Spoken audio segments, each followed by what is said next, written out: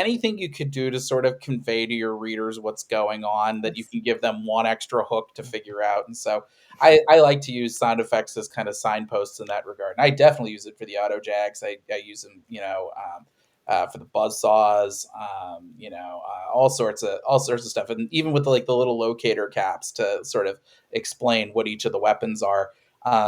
Yeah, no, I'm very into that. All right, hey, we're gonna pay some bills. We'll be right back.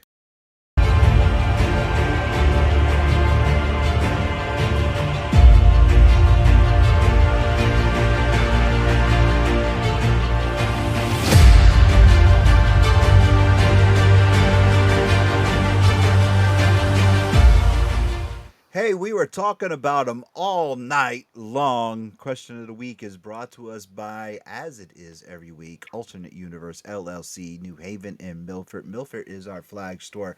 If you want comics, just contact Eric. If you live in another state like we do, Sophia and I are both in Massachusetts. The store is in Connecticut.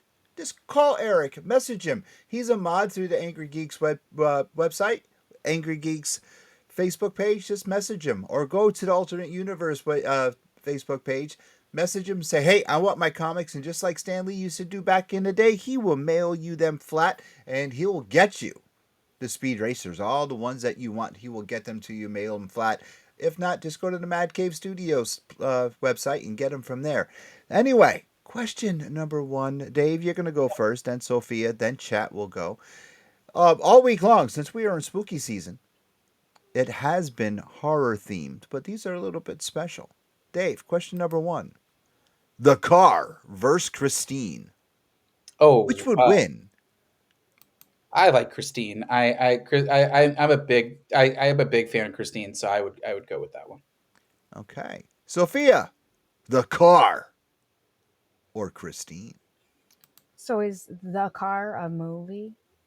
Yeah. Oh my God, child. We talked about this yesterday. Yeah, you talked to me about Christine.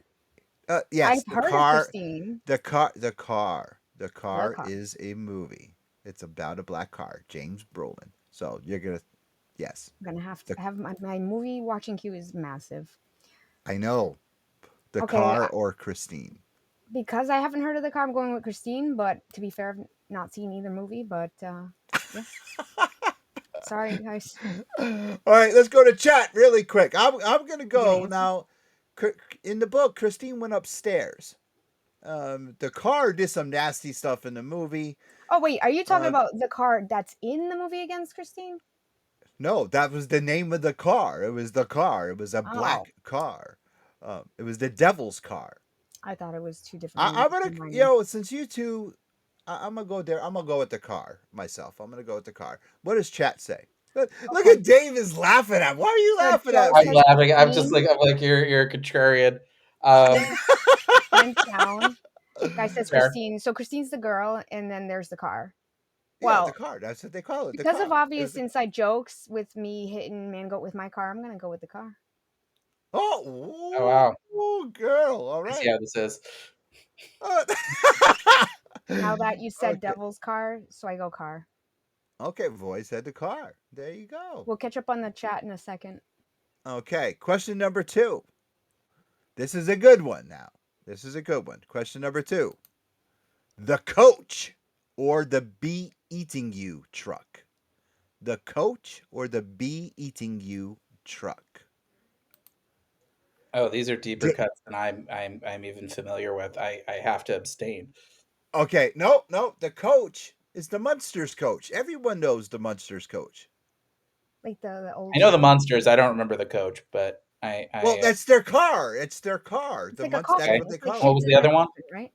All right, the bee eating you is the truck that was in Jeepers Creepers. Oh, I haven't seen that. I keep seeing it pop up on my Amazon feed, and I haven't pulled the trigger on it yet. So I guess I will go. Well, when you say who would win? What are we talking about here? A drag race. A drag race. Oh, No, a drag race. Well, then I imagine it would be the other car, right? I imagine it'd be the Jeepers Creepers car over the monsters. Real? Oh, wow. Okay. I'm going to go with the coach. I'm going to go with the Munsters coach because That used to be a hearse, and then it became a dragster. So I'm going to go with the Munsters coach myself. Sophia? This one's tough because I do like the coach, but also the Be Eating You truck's pretty badass. That horn is so intimidating, and I don't know. That one's tough. I'd probably go with the truck. You're going to go with the truck? I Mm, know the truck runs down a lot of people off the road yes, in the my kind of movie. truck. Yeah. Oh. All right, what does chat say quick? All right, hold on. Okay. So Joe says, "Can I pick a third option and make it Killdozer?" No, Joe, you can't. Void No. says Oh, going with Jeepers. Guy says Monsters vehicle. And Guy also says because Grandpa would have a potion to make it go faster. That's oh. fair. Well, that was yeah, that's fair, but that was what Dracula ended up being when they took. Can I catch up with the chat before he gets too far Yeah, behind? please, really quick. Real quick. Okay, Joe had said earlier, Space Ghost works because it has the characters, but it also as different as Space Ghost Coast to Coast was without the jokes. And then Void says, I would, after this week, choose Sophia as my driver over Alphabet any day of the week. Oh, okay. Man Goat says he would do Christine over the Okay. car and then beating you over the coach. Thank you, Man Okay. Goat. Well, that guy knows what's up. All right. So after Speed Racer is dead in the books, said Is and that a done. spoiler? No. What? No, I was gonna say, I'm no. not killing Speed Racer. No. I mean, said and done. Said and Oh yeah, I, said done. thought, and I done. heard Yes, dead. Yeah. I heard dead I, too, and I was like, I, what? Who's dying and no, why? said, no, said and done. Said and done. Gotcha. Okay. What is next? Are we? And then I want to talk about Space Ghost a little bit. Yeah. What is next? What Oh is boy, on the horizon? it's very up in the air. I know I'm going to be doing a third Kickstarter for my self published book, The OZ. We're planning on doing that. We were going to do it around now, but with the Kickstarter strikes going on, we're going to do that early in New Year. Sort of once the post holiday season, dust is settled. I've got another creator owned book that I believe I'm going to start working on in 26.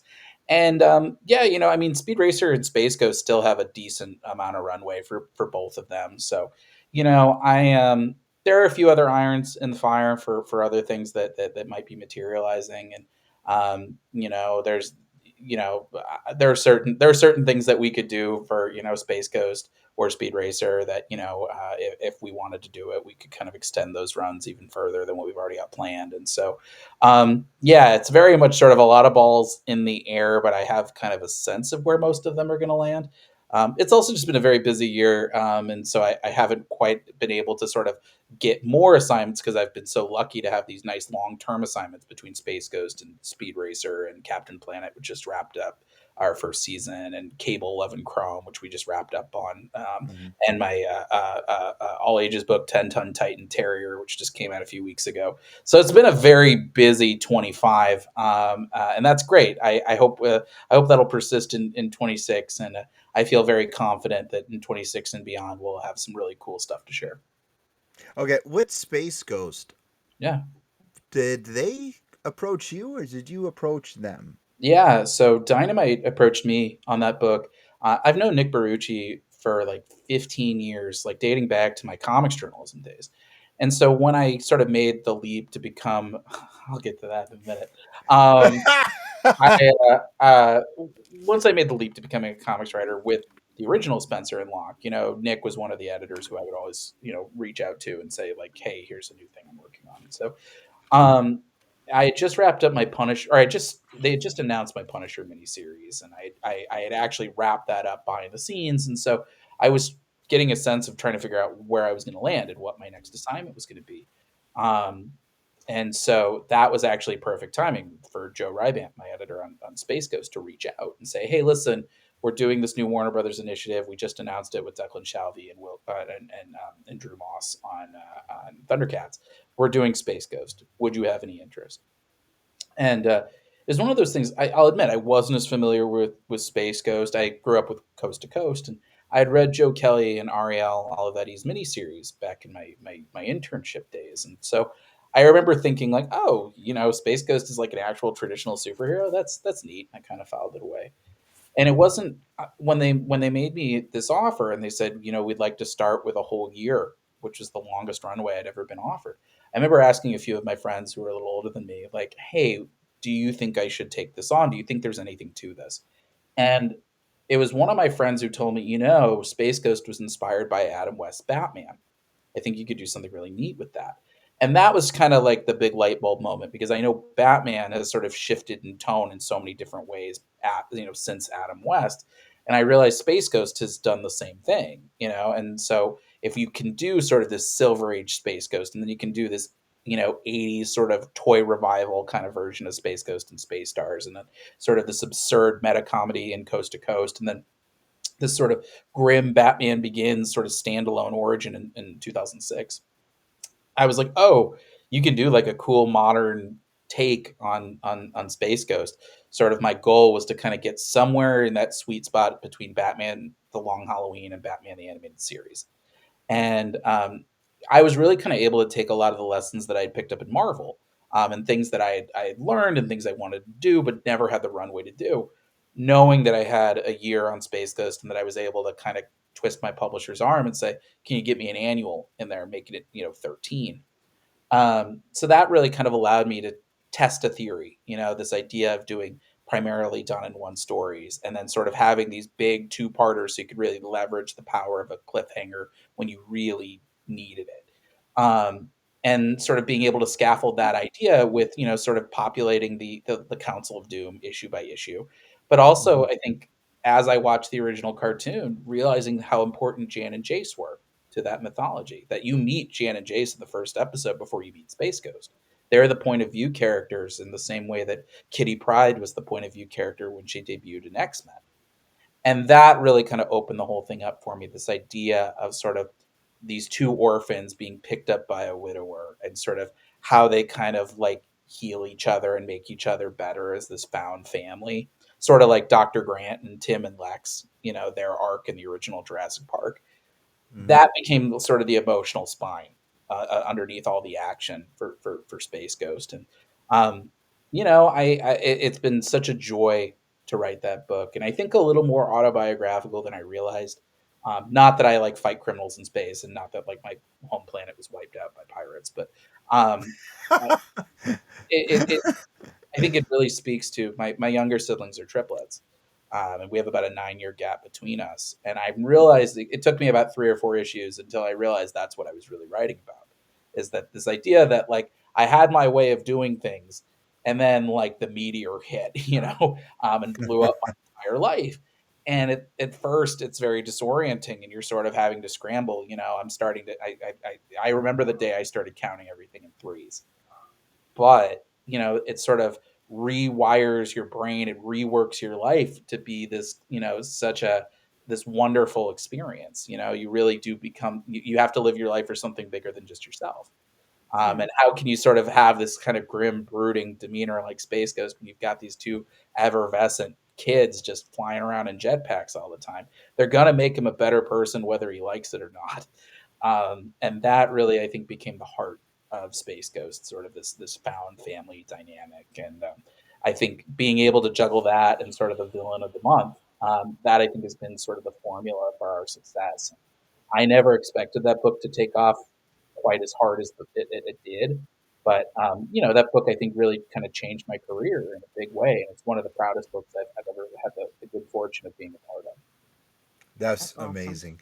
David, thank you so much for being on. Please tell our audience that are listening and viewing on Pod TV Yeah. and across social media where they can find you. Yeah, you can follow me on Twitter, Instagram, and Blue Sky at Pepose D. It's just my last name and first initial. David Pepose Comics on Facebook. You can also visit my website, davidpepose.com, or subscribe to my newsletter, Pep Talks, at bit.ly/pep news. And there you go. Right there. Man, go. Thank you. Our mod always doing his job. Look at that.